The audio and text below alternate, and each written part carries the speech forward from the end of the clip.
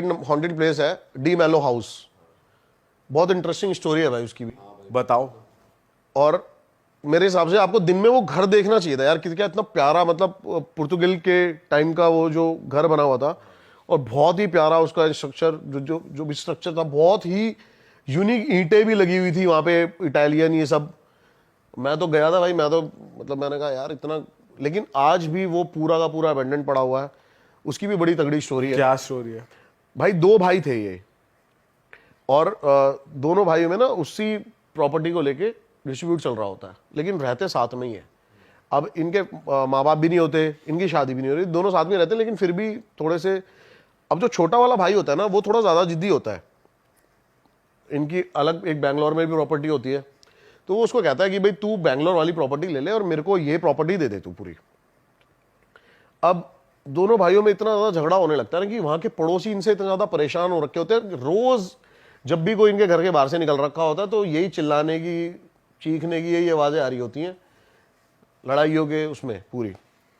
अब भाई क्या होता है, जो बड़ा वाला भाई होता है ना, एक दिन वो परेशान हो, ड्रिंक करके ढंग से इससे परेशान होके गन निकालता है और छोटे भाई को मार देता है।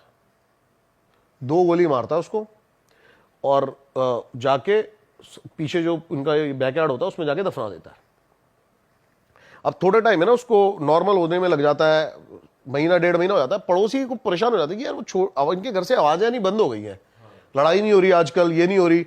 लेकिन है ना, कुछ ऐसे इंसिडेंट शुरू हो जाते हैं कि जहां उसने वो गार्ड रखा होता है ना, उस कबर के ऊपर बहुत ज्यादा एकदम से कौवे आना, और रात को कुत्ते उसी कबर की तरफ देख के भौंकना पागलों की तरह, ऐसी चीजें होने लगती है। तो इनका पड़ोसी एक दिन उससे पूछता है बड़े वाले से कि भाई क्या हो गया, वो छोटा वाला दिखाई नहीं दे रहा।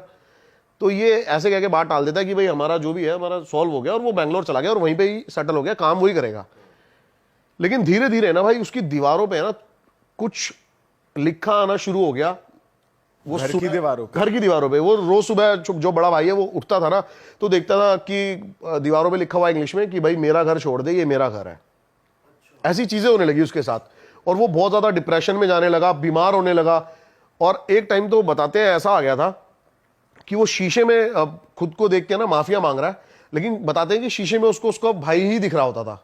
ऐसी चीजें होने लगी, और उसके जो भाई की आत्मा है वो उस घर में आ गई, और उसके बाद उसको वो दिखने लगी। सुबह जब वो उठता था उसको प्रॉपर वही गन शॉट लगे हुए हैं, सड़ा बंदा कोई बैठा हुआ है, ये सब दिखने लगा उसको प्रॉपर।